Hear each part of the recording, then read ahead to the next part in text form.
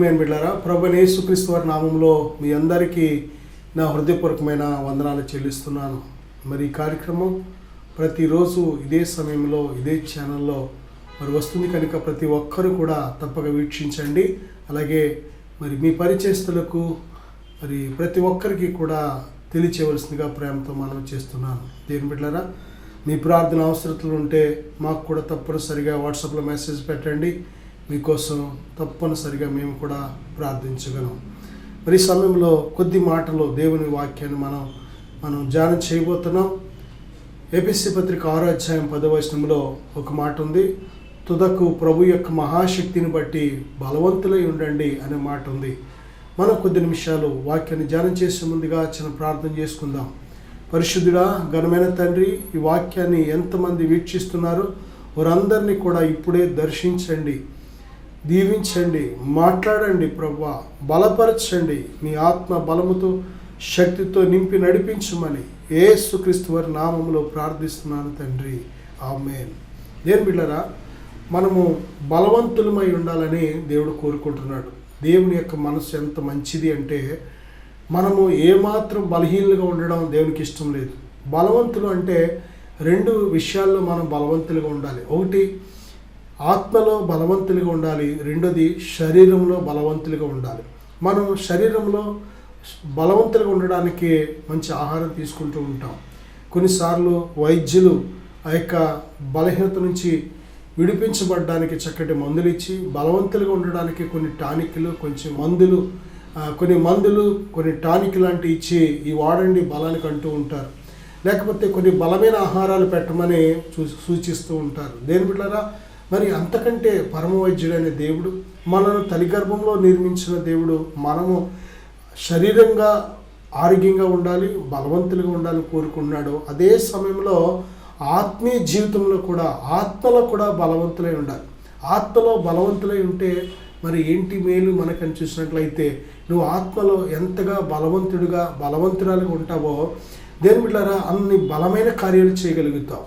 అంతేకాదు ప్రతి శోధన జయించగలుగుతావు, శ్రమను జయించగలుగుతావు, నింద జయించగలుగుతావు. ప్రభు కోసం నీతివంతురాలుగా బ్రతుకుచున్నప్పుడు, భయభక్తులు కలిగి బ్రతుకుచున్నప్పుడు ఎటువంటి పరిస్థితులు ఎదురైనా సరే ఏమాత్రము కూడా మరి ప్రభుని విడిచిపెట్టకుండా నమ్మకంగా జీవించగలుగుతాం. దేని బిడ్డలారా, మరి బలవంతులుగా ఉండడమే దేవుని యొక్క ఉద్దేశం. మనం బలహీనంగా ఉండడం, శత్రువు చేతిలో ఓడిపోవడం, పరిస్థితుల వలన ఓడిపోవడం, లేకపోతే కృంగిపోవడం దేవునికి ఏమాత్రం ఇష్టం లేదు. మన పిల్లలు ఏడిస్తే ఏమాత్రం మనం చూడలేం. వారికి కావలసింది మనకు సాధ్యమైనంత మట్టుకు కూడా సమకూర్చడానికి మనం ప్రయత్నం చేస్తూ ఉంటాం. అంతకంటే మంచి మనసున్న దేవుడు ఆయన, ప్రేమ కలిగిన దేవుడు, ఆయనను శాశ్వతమైన ప్రేమతో ప్రేమిస్తున్నాడు. దేని బిడ్డ, నువ్వు ప్రతి విషయంలో బలవంతురాలుగా ఉండాలని, మరి ప్రతి పరిస్థితి నువ్వు జయించాలని దేవుడు కోరుకుంటున్నాడు. దేని బిడ్డరా, మరి బలవంతులుగా ఉండాలంటే ఎలా ఉండగలం? బైబిల్ గ్రంథంలో కొన్ని చక్కటి ఈ యొక్క రహస్యాలను మనకి వాక్యం బోధిస్తుంది. అందులో కానీ మనం చూసినట్లయితే దానియేలు గ్రంథం 11వ అధ్యాయం 32వ వచనంలో, తమ దేవునిని ఎరుగువారు బలము కలిగి గొప్ప కార్యములు చేశారు. తమ దేవునిని ఎరుగువారు, దేవుణ్ణి ఎరిగి ఉండడం అనేది చాలా చాలా చాలా ప్రాముఖ్యం. దేవుని సన్నిధికి వెళుతున్నాం, మందిరానికి వెళుతున్నాం, వాక్యం చదువుతున్నాం. దేని బిడ్డలారా, ఎన్నో వాక్యాలు మనం ఆలకిస్తున్నాం, ప్రార్థన చేస్తున్నాం, ఆరాధన చేస్తున్నాం, సాక్ష్యాలు చెబుతున్నాం. నేను ప్రభు నమ్ముకున్నానని చాలాసార్లు గర్వంగా చెబుతున్నాం. ఇంతకే ప్రభు నీకు తెలుసా? ఒక ప్రశ్న మనం నిజంగా మన హృదయంలో వేసుకుంటే, ప్రభు నీకు ఎంతవరకు తెలుసు? దేని బిడ్డలారా, మనకు తెలియని వాటిని మనం ఆరాధిస్తే అది మనకు మంచిది కాదు. దేని బిడ్డలారా, ఎవరో చెప్పారని మనము కానీ ఏదో ఊహల్లో అనుకొని ఆరాధిస్తే అది మంచిది కాదు. ప్రభుని వ్యక్తిగతంగా నువ్వు తెలుసుకొని ఉండాలి. అపొస్తలుడైన పౌలు సౌలుగా ఉన్న దినాల్లో ఆయన మరి ప్రభుని గురించి విన్నాడు, కానీ ఎలాగ విన్నాడు, కానీ విరోధిగా మారిపోయాడు. దేని బిడ్డలారా, తన నమ్ముకున్న సిద్ధాంతాన్ని కాపాడుకోవాలనే ఉద్దేశంతో ప్రభుని గురించిన సువార్త ప్రకటించేవారిని కానీ, ప్రభుని గురించి వినేవారిని కానీ హింసించడం, చాలా భయంకరంగా బాధ పెట్టడం అదే తన యొక్క జీవితంలో లక్ష్యంగా మార్చేసుకున్నాడు.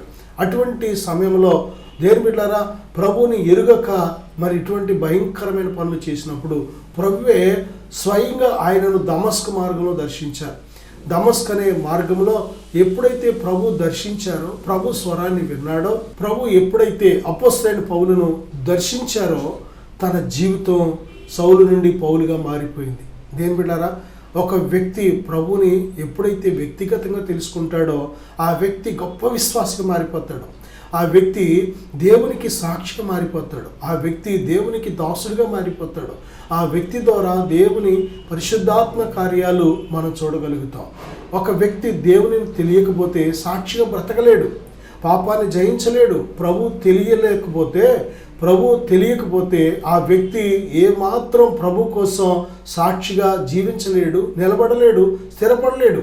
ప్రభు నువ్వు ఎంతగా తెలుసుకుంటావో అంతగా నువ్వు బలాన్ని పొందుకుంటావు. దేని బిడ్డారా, మనము చాలాసార్లు బలహీనంగా ఉండడానికి కారణం ఏంటంటే, చాలాసార్లు వెనుదిరిగిపోవడానికి కారణం ఏంటి, జారిపోవడానికి కారణం ఏంటంటే ప్రభు తెలిస్తే, ఆయన ప్రేమ తెలిస్తే, ఆయన మనసు ఏంటో తెలిస్తే, ఆయన నీ పట్ల కలిగి ఉన్న ఆలోచన ఏంటో తెలిస్తే అసలు ప్రభుని విడిచిపెట్టాం. దేని ప్రియబిడ్డ, నిజమే, రుచి చూసి తెలుసుకున్నాడని బైబిల్ చెప్తుంది. ఆయన శాశ్వతమైన ప్రేమతో ప్రేమిస్తున్నాడు కనుక, ఆయన నీ పట్ల ఒక మహోన్నతమైన ఆలోచన కలిగి ఉన్నాడు కనుక, దేని బిడ్డారా, ఆయనను మనం ఎలాగో తెలుసుకోగలం? బైబిల్ చెప్తుంది దేవుణ్ణి తెలుసుకోవడానికి ఒకే ఒక్క మార్గం, అదే వాక్యం ద్వారా మాత్రమే మనం ప్రభువుని తెలుసుకోగలం. వాక్యమే ప్రభువుని మనకు బోధిస్తుంది, వాక్యమే మనకు ప్రభువుని చూపిస్తుంది, వాక్యమే ప్రభువుని మనకు పరిచయం చేస్తుంది. బైబిల్ చెప్తుంది, యోహాను సువార్త 1వ అధ్యాయం నుంచి మనం చూసినట్లయితే, దేని బిడ్డారా, మరి దేవుడు వాక్యమై ఉన్నాడు, వాక్యమే దేవుడై ఉన్నాడు. వాక్యము లేకుండా దేవుడు లేడు, దేవుడు లేకుండా వాక్యము లేదు. ఎందుకంటే వాక్యమే దేవుడు, దేవుడే వాక్యమై ఉన్నాడు కనుక వాక్యమే దేవునిని మనకు చూపిస్తుంది. దేవుడు ఎలా ఉంటాడు, ఎలా మాట్లాడతాడు, ఆయన ప్రణాళిక ఏంటి, ఆయన ఉద్దేశం ఏంటి, ఆయన యొక్క ఆలోచన ఏంటి, ఎలాగ తెలుసుకోగలమంటే వాక్యం ద్వారా తెలుసుకోగలం. దేని బిడ్డ, వాక్యము లేకుండా దేవునిని తెలుసుకోవడం అసాధ్యం. వాక్యమే దేని బిడ్డ, దేవుని యొక్క మనసును పూర్తిగా మనకు తెలిసేలాగా సహాయం చేస్తుంది. కనుక వాక్యాన్ని మనం ఎంతగా ధ్యానిస్తామో బైబిల్ చెప్తుంది, కీర్తన గ్రంథం 1వ అధ్యాయం మరి 1 నుంచి 5 వచనాల కానీ చూసినట్లయితే, దివారాత్రము దాన్ని ధ్యానించాలి. దివారాత్రము దేవుని వాక్యంతో నీ హృదయాన్ని నీవు నింపుకుంటున్నప్పుడు, నీ హృదయాన్ని దేవుని వాక్యంతో నింపుకుంటున్నప్పుడు, దేని ప్రియబిడ్డ, వాక్యము నిన్ను ఎటువంటి బలవంతుడిగా సిద్ధపరుస్తుందంటే, పాపము చేయబోయిక శోధనను జయించగలుగుతావు, పాపాన్ని జయించగలుగుతావు, లోకములో ఉండే నేత్రాశలు, శరీరాశలు, జీవపుడంబాన్ని జయించగలుగుతావు.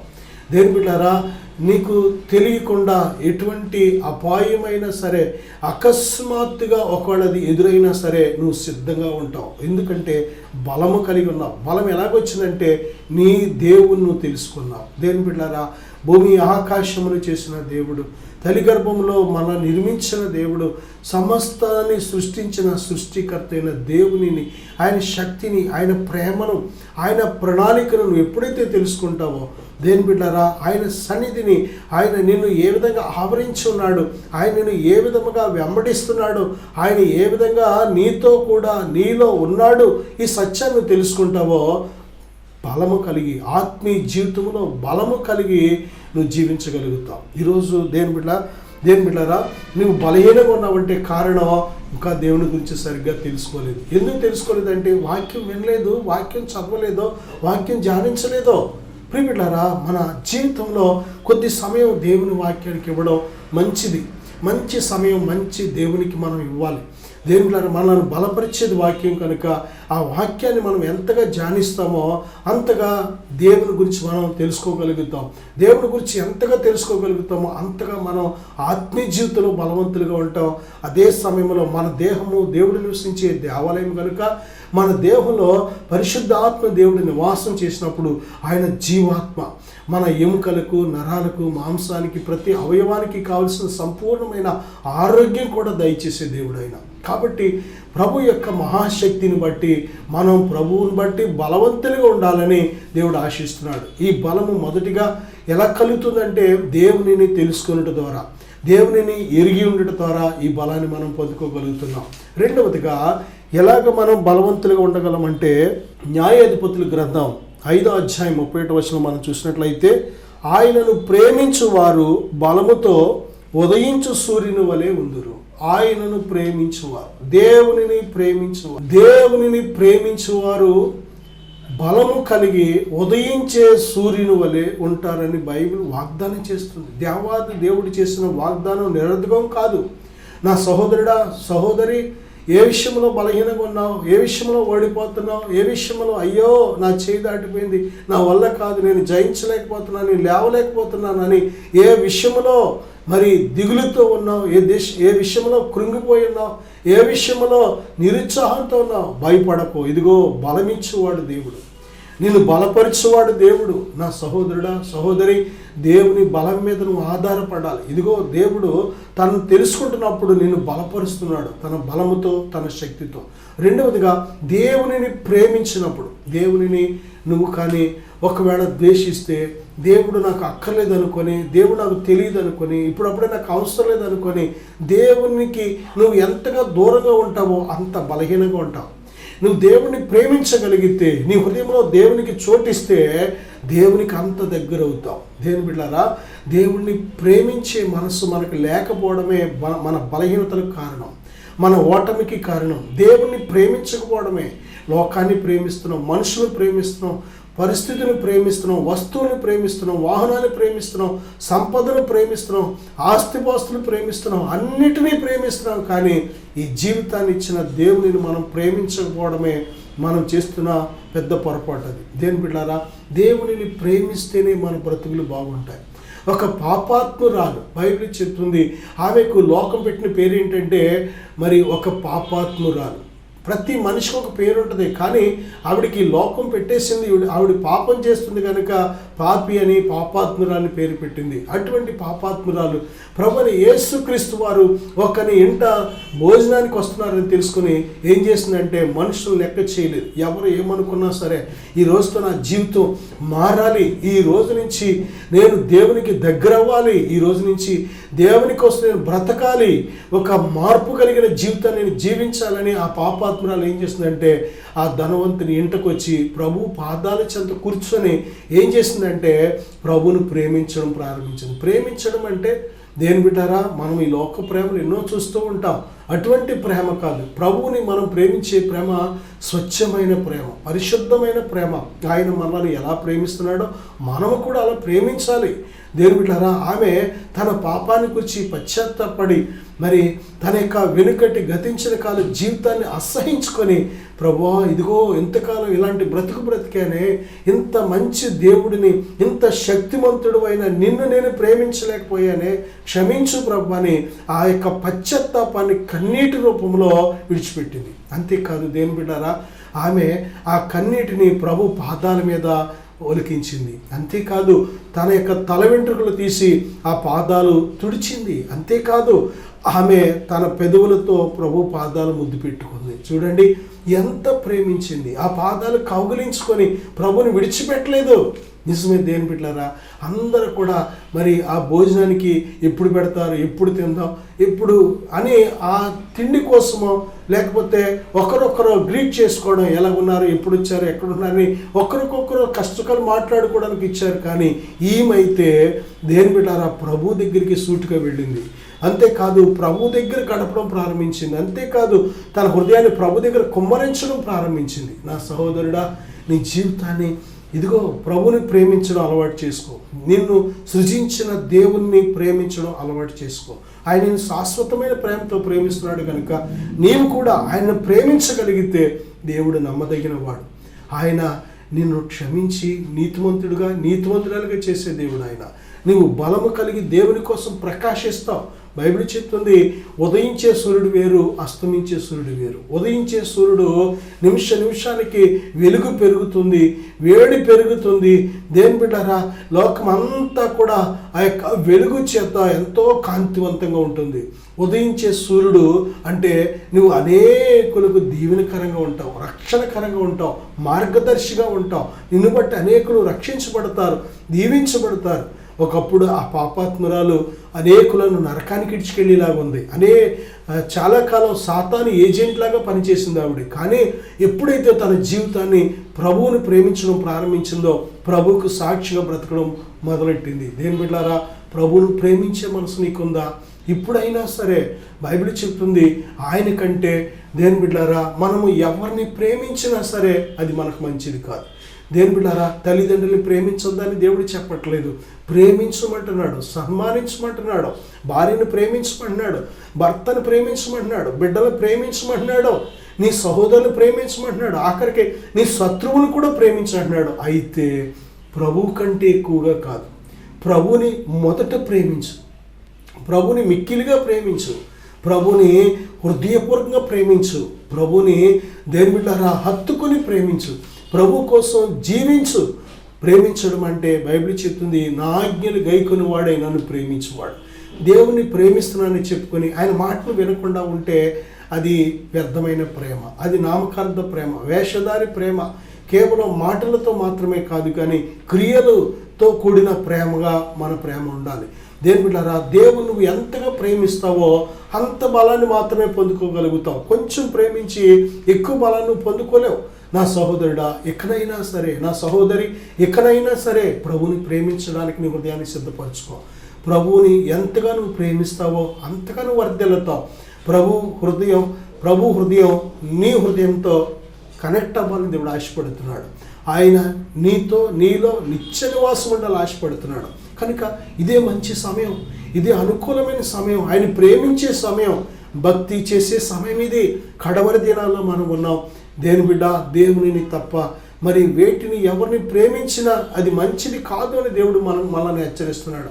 ఈ భూమి మీద మనం దీర్ఘాయుష్ కలిగి ప్రభు ఇచ్చిన ఆయుష్ అంతా మనం బ్రతకాలి అంటే దేవుణ్ణి మనం ప్రేమించాలి. చూసారా, మనుషులు ప్రేమించే వారి ప్రాణాలు పోగొట్టుకున్నారు, వస్తువులు ప్రేమించే వారి ప్రాణాలు పోగొట్టుకున్నారు, లోకంలో ఉన్న వాటిని ప్రేమించే వారి ప్రాణాలు పోగొట్టుకున్నారు. దేవుని బిడ్డ, నువ్వు బ్రతకాలని, తన ప్రేమ నీకు పంచాలని ప్రభు తన ప్రాణాన్ని సిలువలో నీ కోసం ఆయన వెలగా చెల్లించాడు. కనుక ప్రభుని ప్రేమించి ప్రభు కోసం బ్రతుకు.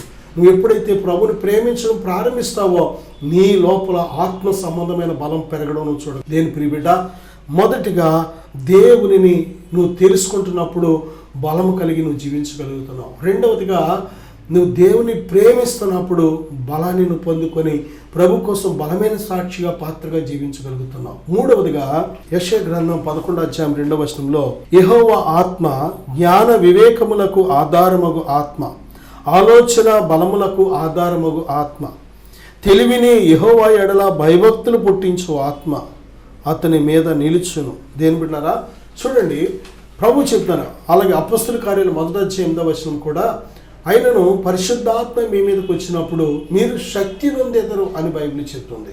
నిజమే, దేవుని శక్తి చేత మనం నడిపించబడాలి అంటే, దేవుని శక్తి చేత మనం బలవంతులై ఉండాలంటే దీనికి మరొక రహస్యాన్ని దేవుడు చెప్తున్నాడు. పరిశుద్ధాత్మ మనలో ఉన్నప్పుడు మాత్రమే మనము దేవుని కోసం సాక్షులుగా బ్రతకగలం. సహోదరుడా, సహోదరి, ఇదిగో చూడండి, దేవుని ఆత్మ నీలోకి ఎప్పుడు వస్తారు? ప్రభు బైబిల్లో ఒక స్పష్టమైన మాట ఉంది. మీరు మారు మనసు పొంది పాప క్షమాపణ నిమిత్తము ప్రతివాడు ఇదిగో యేసుక్రీస్తు నామములో రక్షణ పొందుతున్నప్పుడు దేని బిడ్డారా మనము పరిశుద్ధాత్మను పొందుకుంటున్నాం. పరిశుద్ధాత్మను దేవుడు ప్రతి ఒక్కరికి సంచికరువు వేస్తున్నాడు.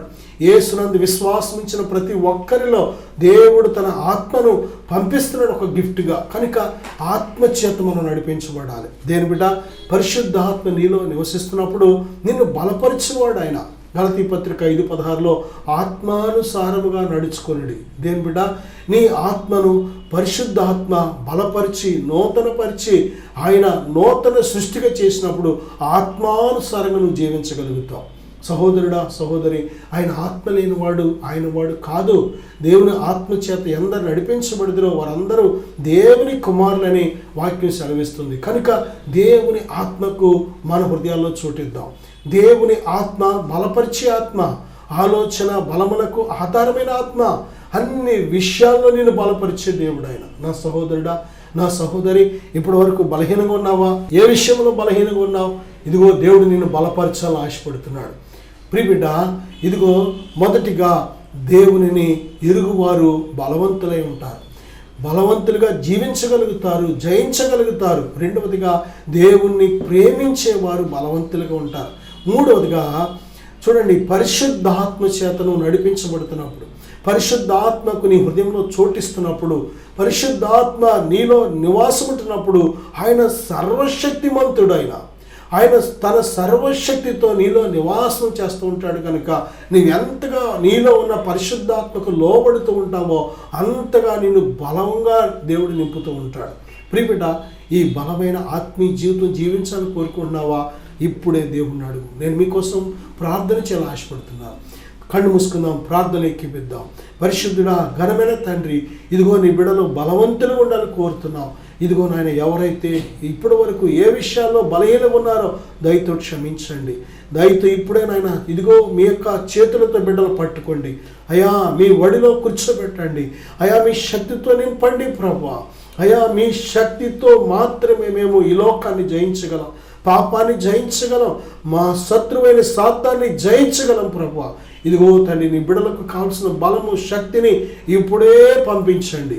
యేసుక్రీస్తు వారి నామములో ఈ ప్రార్థన ఏకీవిస్తున్న ప్రతి బిడ్డపైకి పరిశుద్ధాత్మ శక్తి దిగునుగాక, పరిశుద్ధాత్మ ప్రభావం కుమ్మరించబడునుగాక, పరిశుద్ధాత్మ అభిషేకం కుమ్మరించబడునుగాక. ఈ ప్రార్థన ఏకీవిస్తున్న ప్రతి హృదయంలో కూడా దేవుని శక్తి నివాసముండునుగాక తండ్రి. ఇదిగో నాయన, ప్రతి బిడ్డ అయ్యా మీకోసం సాక్షులుగా బ్రతికే కృప ఇప్పుడే కలుగునుగాక తండ్రి. వందనాలు దేవా. ప్రభువా, ఇదిగో నాయన అయ్యా, మేము బలహీనంగా ఉండడం మీకు ఏమాత్రం ఇష్టం లేదు, అది మీ చిత్తం కాదు. మేము బలవంతులుగా ఉండడం మీ చిత్తం, మీకు ఇష్టం తండ్రి. నాయన ఇదిగో మా బిడ్డలు బలవంతులుగా ఉండాలి మేము ఎలాగైతే కోరుతున్నామో అయ్యా, మమ్మల్ని కన్న మా తండ్రి, ఇదిగో మా ఆత్మలకు తండ్రి, మీ బిడ్డల మీద మేమందరం బలవంతులుగా ఉండాలని కోరుతున్నాం ప్రభువా. ఇప్పుడే మీ బలముతో నింపండి అయ్యా. పరిస్థితులను చూసి భయపడకుండా, శోధనను చూసి భయపడకుండా, శత్రువుని చూసి భయపడకుండా మీ బలముతో ప్రతి పరిస్థితిని జయించడానికి శక్తి దయచేయమని యేసుక్రీస్తు వారి నామములో ప్రార్థిస్తున్నాను తండ్రి. Amen. God bless you.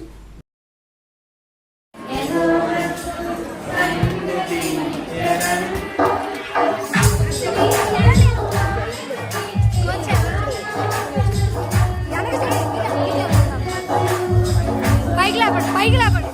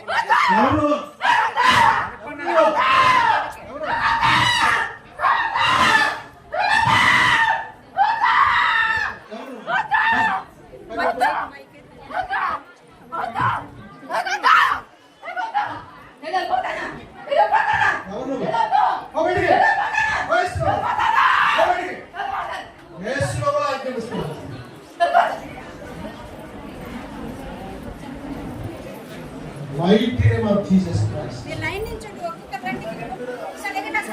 You are free. దేవుని నేర్పించండి. చప్పట్లు కొడదాం.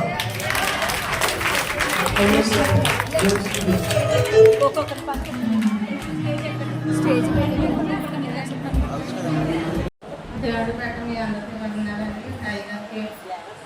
అయ్యగారు అందరికీ సహోదరులు అందరికీ వందనాలండి. 3 వారాల క్రితం శుక్రవారం నేను అయితే సంస్థను బట్టి చాలా ఆదాయంతో బాధలతో ఎన్నో హాస్పిటల్ తిరిగాను, ఎన్నో ఇది చేశాను, కానీ నాలో ఉన్న ఆరోగ్యం అయితే మరి ఇది అవ్వలేదు. అయితే డాక్టర్లు అయితే నువ్వు ఏ పని సెట్ తీయలేదమ్మా, నువ్వు ఎంతసేపు రెస్ట్గానే ఉండాలి అని చెప్పారు. ఏం చేద్దాం, నేనైతే ఎలా బతకాలో నాకైతే తెలియదు. నేను దిక్కు చేస్తాను, నువ్వే దిక్కు నాకు ఇంకెవరైతే అనేసి నేను దేవుడు ప్రార్థించి 3 వారాల క్రితం నుండి శుక్రవారం వచ్చాను. వచ్చిన తర్వాత దైవంలో నాకు ప్రార్థన చేసి తైలం కోసమే తెలుసండి. తర్వాత ఏమైందో నాకు తెలియదు అసలు. పోసిన తర్వాత నాకైతే దేవుడు చదువు ఇప్పుడు మట్టుగా నాకు చాలా బాగుందండి, ఆరోగ్యం చాలా బాగుంది. కానీ కొద్దిగా నాకు ముందు నేర్చుకోం దడగా ఉంటుంది, అది కూడా తగ్గేలాగా అందరూ మీ అనేది నా ప్రార్థనలో పెట్టమని అడుగుతున్నాను. ఈ చిన్న సాక్షిని దేవుడు దిగుతుంది.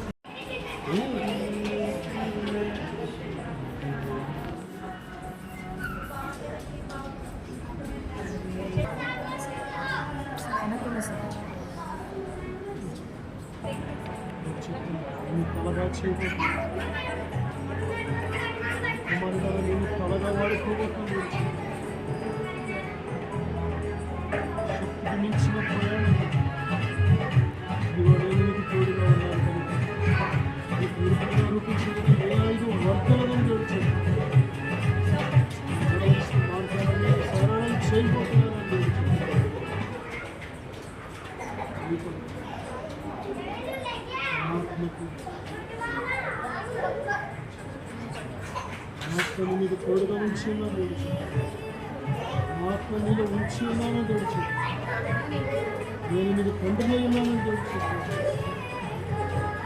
దేవునామానికి వందనాలు, సేవకులకు నా వందనాలు. నా పేరు వినయ్ కుమార్, మాది పెద్దతాడిపల్లి గ్రామము. నేను కూడా దేవుడు నమ్ముకొని దేవుడి మందిరానికి అయితే వెళ్ళేవాడిని, కానీ నా ఆత్మీయ జీవితం అంత ఫలవంతంగా లేదు. అనేకమైన బంధకాలతో నా ఆత్మీయ జీవితము ఉంటూ ఉండేది. అలాగే ఒకరోజు సేవకులు ఎనైటింగ్ వాటర్ ద్వారా ప్రార్థన చేస్తున్నారని నేను విన్నాను. ఆ ప్రార్థన చేయించుకున్న వారి జీవితంలో ఎన్నో గొప్ప కార్యాలు దేవుడు చేశారు. చాలామంది విడుదల లేని వారు విడుదల పొందుకున్నారు, స్వస్థత లేని వారు స్వస్థత పొందుకున్నారు. ఎప్పుడైతే ఆ సాక్ష్యాన్ని నేను విన్నానో నా జీవితంలో కూడా దేవునిలో బలంగా సాగాలని, దేవునిలో నడవడానికి, నేను కూడా దేవునిలో స్థిరముగా ఉండాలని చెప్పి ఒకరోజు సేవకుల యొద్దకు వెళ్ళి ప్రార్థన చేయించుకున్నాను. ఎప్పుడైతే సేవకుల ద్వారా ప్రార్థన చేస్తున్నప్పుడే దేవుడు నన్ను బలంగా తాకారు. వెంటనే నా హృదయం నుంచి ఏదో ఒక తెలియని బంధకం, ఏదో ఒక చీకటి నా నుంచి బయటికి వెళ్ళిపోవడం నేను గ్రహించాను. ఎప్పుడైతే అలా చీకటి బంధకం నా నుంచి వెళ్ళిపోయిందో నా హృదయం చాలా తేలికైంది. దేవుడు తన బలమైన ఆత్మతో నన్ను నింపి నన్ను స్థిరపరిచి తన ఆత్మతో నన్ను ముద్రించారు. ఆ రోజు నుంచి ఈ రోజు వరకు కూడా నా జీవితంలో దేవుడు ఎన్నో గొప్ప కార్యాలు చేశారు. అప్పటి నుంచి నా ఆత్మీయ జీవితంలో బలమైన ఆత్మీయ జీవితంలో నేను కొనసాగించగలుగుతున్నాను.